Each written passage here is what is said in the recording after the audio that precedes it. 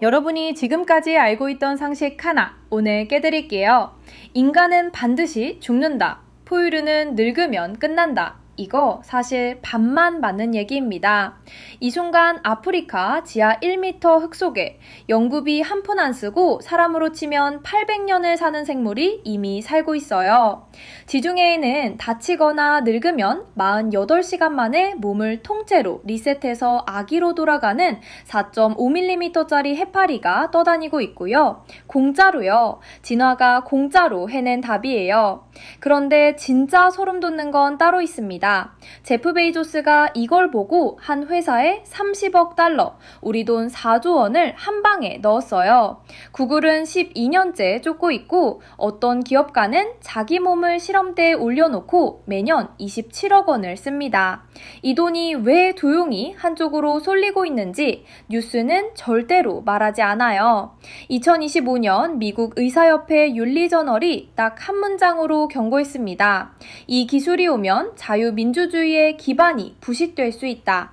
오늘은 800년 사는 쥐와 죽지 않는 해파리가 풀어낸 불멸의 설계도, 그리고 그 설계도가 왜 결국 부자만 오래 사는 세상으로 흐르는지 그 밑그림을 정확히 읽어드릴게요. 끝까지 보시면 내 상사가 200살까지 그 자리에 앉아있는 세상이 왜 현실이 되는지 그 구조가 보이실 겁니다.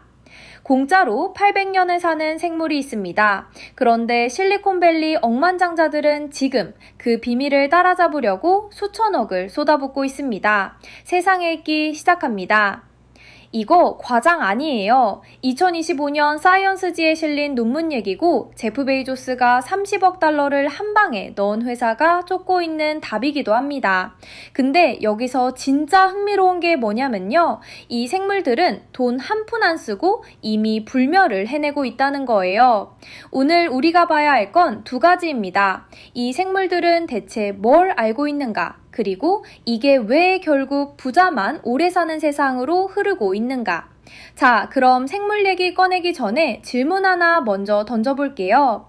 우리는 대체 왜 죽는 걸까요? 병에 걸려서, 사고가 나서, 늙어서 다 맞는 말인데요. 사실 이 뒤에는 더 냉정한 답이 하나 있어요. 포유류라는 설계도 자체에 반드시 죽게 돼 있다가 박혀 있다는 거예요. 그리고 이건 그냥 비유가 아니라 수학으로 딱 떨어지는 법칙입니다. 이야기는 1825년으로 거슬러 올라가요. 영국 수학자 벤저민 곰페츠라는 사람이 보험회사 자료를 들여다보다가 이상한 패턴을 발견합니다. 사람이 죽을 확률이 나이에 정확히 비례해서 늘어나는 게 아니라 기하급수적으로 뛴다는 거예요. 쉽게 말해서 저축할 때 복리 이자 붙는 거 아시죠? 원금이 이자를 낳고 그 이자가 다시 이자를 낳고 곰페츠가 발견한 건 사망률에도 똑같이 복리가 붙는다는 사실이었어요. 나이 먹을수록 죽을 확률에 이자가 굴러가는 거죠. 숫자로 보면 진짜 무섭습니다. 인간은 30세가 넘어가면 대략 8년마다 사망률이 2배로 뜁니다. 30세 때 1,000명 중 1명이 죽는 수준이었다면 38세엔 2명, 46세엔 4명, 54세엔 8명. 이 속도로 쭉 가다 보면 80세쯤엔 30세 때 100배를 훌쩍 넘어가요. 우리가 살면서 체감하는 이 나이부터 갑자기 몸이 훅 가네? 그 느낌의 정체가 바로 이 곡선입니다. 근데 여기서 진짜 섬뜩한 게 뭔지 아세요? 이게 인간만의 얘기가 아니라는 거예요. 지금까지 연구된 거의 모든 포유류가 이 법칙 안에 갇혀 있어요. 생쥐도, 개도, 고양이도, 코끼리도, 고래도 수명의 길이만 다를 뿐 그래프 모양은 똑같습니다. 포유류는 죽는 게 기본값이다. 이게 과학이 지금까지 내린 결론이었어요. 그래서 진시황이 그렇게 용을 써도 안 됐던 겁니다. 중국을 통일한 이 사람은 수천 명을 배에 태워 서복한테 불로초 구해오라고 삼신상까지 보냈죠. 결과는 아시는 대로예요. 49살에 순행 도중 죽습니다. 2000년이 지나서 21세기가 왔는데도 사정은 비슷해요. 항생제 덕에 어린이 사망률은 뚝 떨어졌고 위생과 의학 덕에 평균 수명은 한참 늘었어요. 그런데 평균이 늘어난 거지 곰패치가 그린 그 기하급수 곡선 자체는 단 한 번도 꺾지 못했습니다. 출발선을 뒤로 밀었을 뿐 도착선은 그대로인 거예요. 여기까지 들으면 좀 답답하시죠? 아니, 그럼 우리는 애초에 게임이 불가능한 판에서 뛰고 있는 거네? 맞아요. 인간이라는 종이 쥔 패로는 이 법칙을 못 깹니다. 그런데요, 1990년대 후반부터 과학자들이 이상한 설치류 한 마리를 파기 시작했어요. 생긴 건 솔직히 말씀드리면 좀 징그러워요. 털도 거의 없고 이빨이 입 밖으로 튀어나온 손바닥만한 쥐. 근데 이 녀석이 지금 구글이 수천억을 쓰게 만든 바로 그 이유가 됩니다. 자, 그 수상한 생쥐 정체를 먼저 공개할게요. 이름이 벌거숭이 두더지지입니다. 이게 진짜 이름이에요. 동아프리카, 에티오피아, 케냐, 소말리아 일대 건조한 초원지하 2m 터널에서 떼지어 사는 손바닥만한 설치류입니다. 외모는 솔직히 말씀드리면 좀 많이 충격적이에요.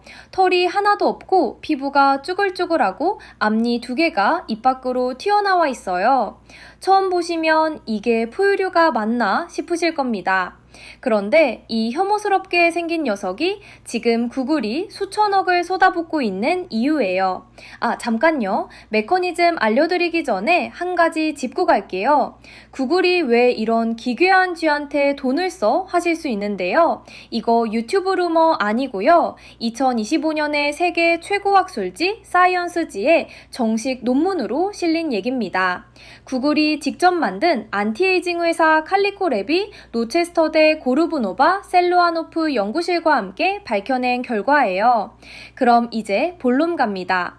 일단 수명부터가 말이 안 돼요. 실험실에서 키우는 보통 생쥐는 평균 2년, 길어야 3-4년 살아요. 그런데 벌거숭이 두더지지는 30년을 넘게 삽니다. 최고 기록은 37년이에요. 몸 크기가 비슷한 설치류 중에 이런 녀석은 지구상에 얘밖에 없어요.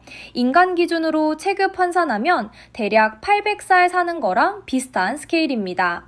근데 진짜 충격적인 건 이게 아니에요. 파트 1에서 말씀드린 곰패치 법칙 기억나시죠? 나이 먹을수록 사망률이 복리로 2배, 4배 늘어난다는 그 법칙. 이 녀석은 그걸 위반합니다. 2018년에 3,000마리 넘는 개체 데이터를 분석했더니요. 생후 6개월 성적 성숙 이후로 나이를 더 먹어도 사망 확률이 늘어나지 않아요. 6개월 된 두더지지나 20년 된 두더지지나 1년 안에 죽을 확률이 거의 똑같습니다. 2024년에 데이터를 2배로 늘려서 다시 분석해도 결과는 동일했어요. 그러니까 이 녀석은 포유류인데 늙지 않아요. 정확히는 늙어도 죽음이 가까워지지 않아요.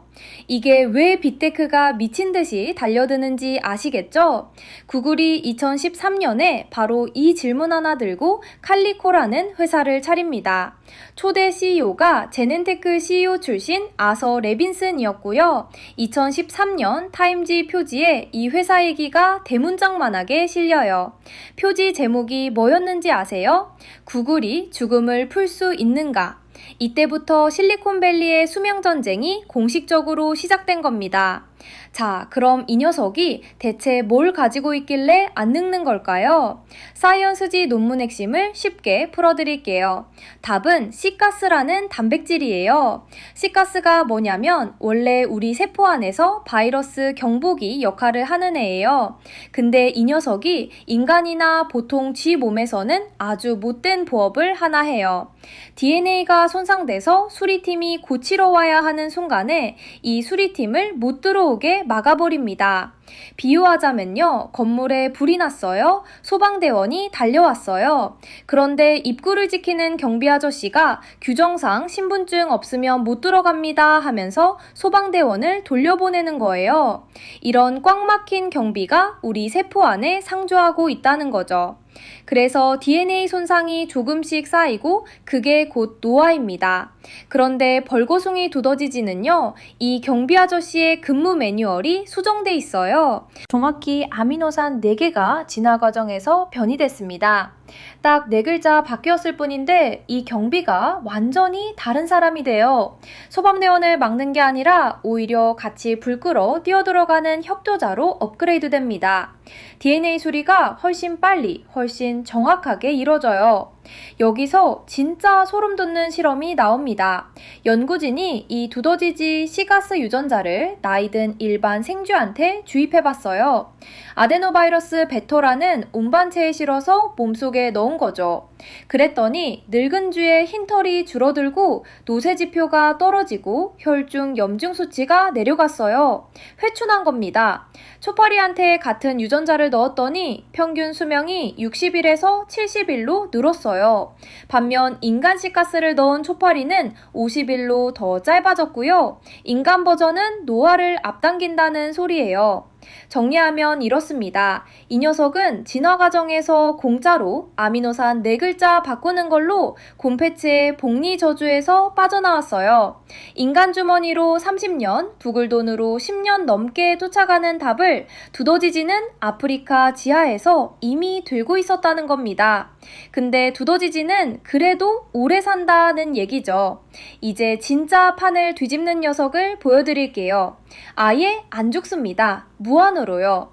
두더지지가 대단한 건 맞아요. 근데 얘는 그래도 오래 사는 거잖아요. 30년, 37년, 길긴 길지만 언젠가는 죽습니다. 이제 진짜 판을 뒤집는 녀석을 보여드릴게요. 얘는 아예 안 죽어요. 무한으로요. 이름은 투리톱시스 도르니, 우리말로는 홍해파리라고 부릅니다. 그리고 여기서 한 가지 먼저 짚고 갈게요. 해파리는 물고기가 아니에요. 어류가 아니라 자포동물이라는 완전히 다른 분류군이에요. 뇌도 없고 심장도 없고 몸의 95% 이상이 그냥 물이에요. 5억 년 넘게 바다에 떠다니면서 공룡도 보내고 대멸종도 5번이나 버텨낸 녀석들이죠. 애초부터 좀 이상한 생물이에요. 그리고 그 중에서도 이 홍해파리는 진짜 레벨이 다릅니다.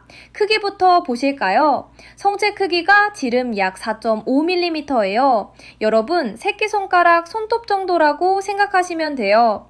이렇게 작은 녀석이 뭘 하냐? 자기가 다치거나 스트레스를 받거나 늙기 시작했다 싶으면요, 몸을 통째로 되감아 버립니다. 성체의 촉수랑 종 모양 몸통을 스스로 흡수해요. 그리고 낭포라는 작은 덩어리로 뭉친 다음 바다 바닥에 자리를 잡고 폴립이라는 해파리의 유충 단계로 다시 태어납니다. 성인이었던 녀석이 다시 아기로 돌아가는 거예요. 이 과정이 얼마나 걸리는지 아세요? 24시간에서 72시간, 평균 48시간이에요. 이틀이면 리셋이 끝납니다. 이게 왜 충격이냐면요. 이론적으로 이 과정을 무한히 반복할 수 있어요. 다치면 리셋, 늙으면 리셋, 스트레스 받으면 리셋. 그래서 과학계가 이 녀석한테 붙인 공식 용어가 바로 생물학적 불멸입니다. 우리가 지금 쓰는 이 단어 자체가 사실 이 4.5mm짜리 해파리 때문에 생긴 거예요. 그럼 이걸 대체 누가 처음 발견했을까요? 1988년이에요. 독일 생물학과 대학원생 크리스티안 조머라는 친구가 이탈리아 라팔로이안에서 해파리 표본을 모으고 있었어요. 근데 유리병 속 녀석들이 죽지를 않는 거예요. 며칠이 지나도 몇 주가 지나도요. 자세히 보니까 성체가 거꾸로 유충으로 돌아가 있더래요. 완전 우연한 발견이었죠. 이후에 이탈리아 연구진이 이걸 파고들어서 1996년 생물학 회보이라는 학술지에 얘는 나이를 거꾸로 먹는다는 공식 논문이 실립니다. 한 대학원생의 어이없는 관찰이 학계에 새로운 용어를 만든 겁니다. 메커니즘도 조금씩 풀리고 있어요. 2022년 미국 국립과학원 회보에 실린 논문을 보면 이 녀석이 낭포 상태에 들어간 순간 DNA를 복구하는 유전자랑 텔로미어를 유지하는 유전자들이 한꺼번에 폭발적으로 켜집니다. 여기서 텔로미어는 쉽게 말해 세포가 몇 번 더 분열할 수 있는지를 알려주는 티켓 같은 건데요. 보통은 나이 먹을수록 이 티켓이 줄어들어서 세포가 더 못 나눠지고 노화가 오는 건데 홍해파리는 리셋 단계에서 그 티켓을 아예 새로 찍어버리는 거예요. 번데기가 나비가 되듯이 얘는 다 큰 나비가 다시 번데기로 들어가서 아예 새 아기 나비로 태어나는 셈이죠. 세포 자체를 공장 초기화하는 겁니다. 그리고 이건 옛날 이야기가 아닙니다. 2026년 2월에 미국 텍사스 A&M 대학에서 이런 제목의 기사를 냈어요. 작은 해파리 한 마리가 영생의 설계도를 숨기고 있을지 모른다. 지금 이 순간에도 이 4.5mm짜리 녀석의 게놈을 뜯어보고 어떤 유전자가 켜지고 꺼지는지를 추적하는 연구가 세계 각지에서 진행되고 있어요. 자, 정리 한번 해볼게요. 두더지지는 시가스라는 경비원 하나를 바꿔서 아예 안 늙는 유전자를 얻었고, 홍해파리는 세포 전체를 통째로 초기화하는 리셋 버튼을 눌러버립니다. 똑같은 질문, 어떻게 하면 죽음의 법칙을 피할 수 있나? 자연은 전혀 다른 두 개의 답을 이미 내놨어요. 그것도 공짜로요. 연구비 한 푼 안 들이고 진화가 수천만 년 동안 천천히 끓여서 완성해 놓은 답이죠. 그리고 바로 여기서 진짜 이야기가 시작됩니다. 이 답을 두 눈으로 본 사람들. 지구상에서 가장 돈 많은 억만장자들이 이걸 보고 어떻게 움직이기 시작했는지요. 자, 여기서부터가 진짜 이야기입니다. 두더지지는 유전자 4글자 고친 걸로 복리법칙을 면제받았고, 홍해파리는 세포를 통째로 리셋해서 아예 죽지 않아요. 둘 다 돈 한 푼 안 들였죠. 그런데 이 논문들을 실시간으로 지켜보던 사람들이 있었어요. 실리콘밸리 억만장자들입니다. 이 사람들 반응은 똑같았어요. 생물이 이미 해냈다고? 그럼 우리가 따라잡으면 되겠네? 그리고 진짜 돈을 꺼냈습니다. 가장 상징적인 회사가 2021년에 생긴 알토스랩이에요. 이 회사 설립 다음 해에 단 한 번의 투자 라운드에서 30억 달러를 모읍니다. 우리 돈으로 4조 원이 넘어요. 바이오텍 회사가 처음 투자받을 때 이 정도 돈을 한 방에 긁어 모은 건 역사상 처음이에요.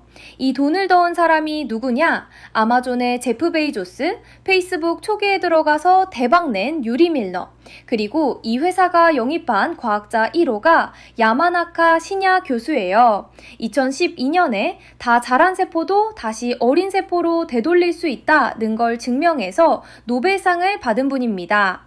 세포에 리셋 버튼이 있다는 걸 보여준 사람을 데려온 거죠. 홍해파리가 공짜로 하는 그 리셋을요. 알토스가 과학자들한테 주는 연봉이 대학 교수 월급의 10배라는 얘기가 괜히 나온 게 아니에요. 드림킴을 문자 그대로 돈으로 사모으고 있습니다.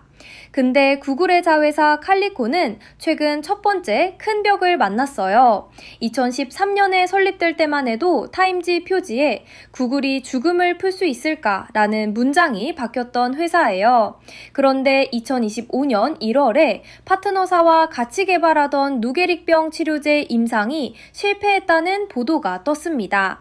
칼리코가 야심차게 내놓은 프로그램 중 가장 임상 후반까지 갔던 하나가 벽에 부딪힌 거예요. 12년을 달려서 이제 막 첫 좌절입니다. 무한한 구글 자본도 세계 최고 과학자들도 노화라는 벽 앞에서는 여전히 더듬고 있다는 뜻이죠. 이 드림팀 군비 경쟁 한가운데 혼자 자기 몸으로 실험하는 사람도 있어요. 브라이언 존슨이라는 48세 기업가인데 연간 약 200만 달러, 그러니까 1년에 27억 원 정도를 오직 자기 몸 되돌리는 데 씁니다. 의사 30명이 그 사람 장기 70개 나이를 계속 측정해요. 본인 주장으로는 피부 나이를 9년 되돌렸다고 하고요. 이 사람 하루 일과가 더 기가 막혀요. 보충제를 하루 100알씩 먹고 저녁 8시 반에 잡니다. 하루 3끼가 아니라 보충제 100알로 몸을 관리해요. 불멸에 도전한다는 게 이 정도 그로테스크한 수준까지 와 있는 거예요. 그 뒤로도 줄이 섭니다. 페이팔 공동창업자 피터 틸은 노아 연구재단에 오래전부터 돈을 대고 있고 마크 저커버그 부부는 저커버그 이니셔티브로 이 영역에 들어와 있어요. 오라클 창업자 레리 앨리스는 개인 재단을 통해서 2013년까지 노아 연구에 4억 3천만 달러, 우리 돈으로 6천억 원 가까이를 풀었습니다. 한 사람 한 사람이 다 대한민국 정부의 1년치 어떤 부처 예상급 돈을 개인 지갑에서 꺼내고 있는 거예요. 그래서 판이 얼마나 커졌냐? 2024년 한 해 동안 장소바이오텍 분야에 들어간 투자만 61억 달러, 약 8조 원입니다. 이 분야 역사상 최대치예요. 안티에이징 시장 전체는 2030년에 4,200억 달러, 2035년에는 1조 1,370억 달러를 넘길 거라는 전망까지 나왔어요.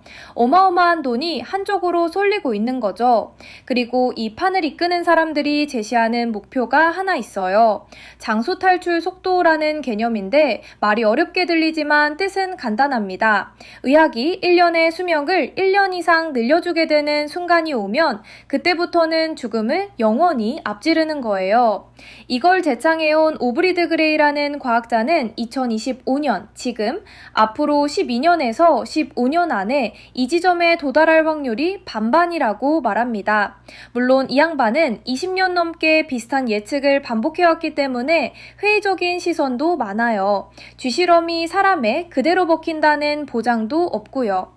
근데 여기서 한번 짚어갑시다. 이게 SF 영화 얘기 같죠? 저도 처음에 그렇게 느꼈어요. 근데 지금 말씀드린 알토스 30억, 브라이언 존슨 200만, 칼리코의 사이언스지 논문, 이 전부가 네이처와 사이언스가 나란히 집중 보도하고 있는 진행 중인 현실입니다.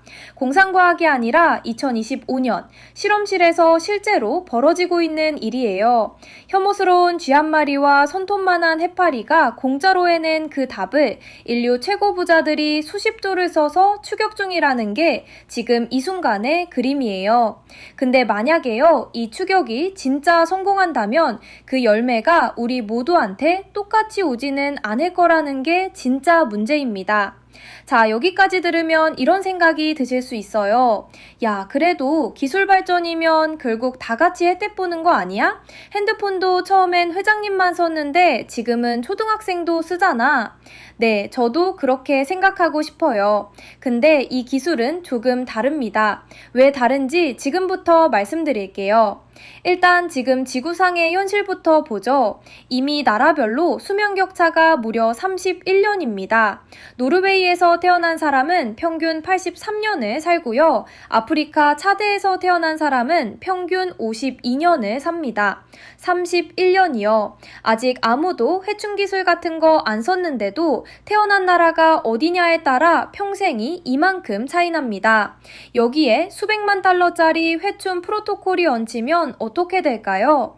2025년 미국 의사협회 윤리저널, 그러니까 미국 의사협회 윤리저널에 논문이 하나 실렸어요. 한 줄로 요약하면 이래요. 수명 연장 기술에 대한 불평등한 접근은 자유민주주의의 기반을 부식시킬 수 있다.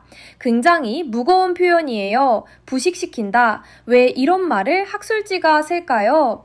여기서 등장하는 개념이 장수 자본주의입니다. 금융과 사회라는 저널이 제시한 용어인데요. 쉽게 말하면 수명이 은행 예금처럼 금융상품이 되는 사회예요. 돈을 얼마 넣느냐에 따라 몇 년 더 살지가 정해지는, 시간이 재산이 되고 재산이 다시 시간을 사는 그런 투자 사이클이 돌아가는 겁니다.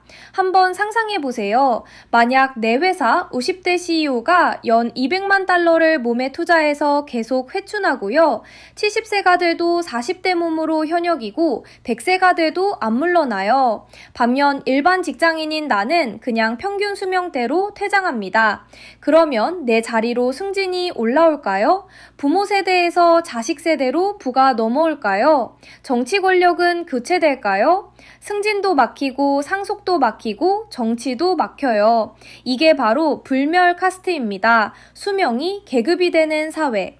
내 상사가 200살까지 현역이다. 이 한 문장만 곱씹어봐도 등골이 서늘해지지 않으세요? 지금 내 팀장도 10년 후 은퇴한다고 버티는 중인데 저 사람이 200살까지 그 자리 지키고 있으면 어떻게 살아요? 근데 여기서 아까 그 반박이 다시 나와요. 핸드폰도 처음엔 비쌌다. 결국 싸진다. 저도 이 논리 진짜 솔깃했거든요. 근데 의료 접근성의 역사를 보면 얘기가 좀 달라집니다. 대표적인 게 HIV 치료제예요. 1990년대 후반 에이즈 치료 효과가 확인된 칵테일 요법이 나왔는데 연간 약값이 1인당 1만 달러가 넘었어요. 선진국 환자들은 살아남았고요. 아프리카에서는 그 돈이 없어서 수천만 명이 그냥 죽었습니다. 이 가격 격차를 깨는데 20년 넘게 걸렸어요. 시민단체의 소송, 특허 분쟁, 복제약 싸움이 20년 이어진 끝에 겨우 싸졌어요. 그 20년 동안 누가 살고 누가 죽었는지 우리 모두 알고 있어요. 기술은 결국 싸진다는 말, 맞는 말인데요. 결국이 얼마나 걸리느냐가 한 세대의 생사를 가른다는 게 역사의 교훈입니다. 스탠뉴스라는 의학 전문 매체가 2025년 11월에 이런 제목의 칼럼을 실었어요. 장수 골드러시, 수명의 양이 아니라 질에 집중해야 한다. 돈이 한꺼번에 몰리니까 얼마나 오래에만 달려들고 누구에게 어떻게는 안 본다는 경고입니다. 그래서 저는 이 영상을 준비하면서 한 가지 역설이 계속 머릿속에 맴돌았어요. 2200년 전 진시황은 서복이라는 사람에게 수천 명을 딸려보내서 삼신산 불로초를 찾아오라고 했습니다. 황제 한 사람의 영생을 위해 왕국의 자원이 바다 건너로 쏟아졌어요. 2025년 제프 베이조스는 30억 달러를 알토스랩 한 회사에 넣었어요. 도구는 불로초에서 유전자 치료로 바뀌었고요. 스케일은 수천 명에서 수십억 달러로 바뀌었지만 본질은 놀랍도록 똑같습니다. 권력자의 영생 욕망이 2200년 동안 한 번도 변하지 않았다는 거.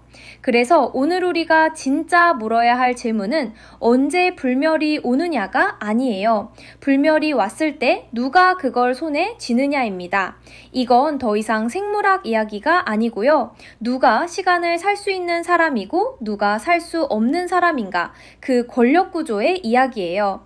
바로 그 지점을 읽어드리는 게 세상 읽기의 일이고요. 자, 오늘 이야기를 한번 정리해 볼게요. 벌거숭이 두더지 쥐는 시가스라는 경비 아저씨 매뉴얼 4줄을 고치는 걸로 곰패치 법칙을 면제받았습니다. 홍해파리는 세포를 통째로 리셋해서 그 법칙 자체를 돌려세웠고요. 둘 다 연구비 한 푼 안 썼어요. 그냥 진화가 공짜로 해낸 거예요. 반면에 인간은요, 수천억을 쏟아붓고 노벨상 받은 학자를 모셔오고 하루에 보충제 배가를 삼키면서 겨우 그 출발선에 닿으려고 하고 있습니다. 그리고 그 돈은 지금 전 세계에서 아주 소수의 손에만 몰려있죠. 그래서 진짜 질문은 이겁니다. 생물학적 불멸은 이 지구에 원래부터 있었어요. 근데 사회학적 불멸은, 그러니까 누가 시간을 살 수 있는가 라는 이 질문은 앞으로 누구의 손에 쥐어지느냐가 문제입니다. 여러분은 이 기술이 진짜로 오면 우리 사회가 어떤 모습이 될 거라고 보세요? 댓글에 솔직하게 적어주세요. 이런 세상의 밑그림을 먼저 읽어드리는 게 세상 읽기가 할 일입니다. 구독 꼭 눌러주시고요. 오늘도 세상 읽기였습니다.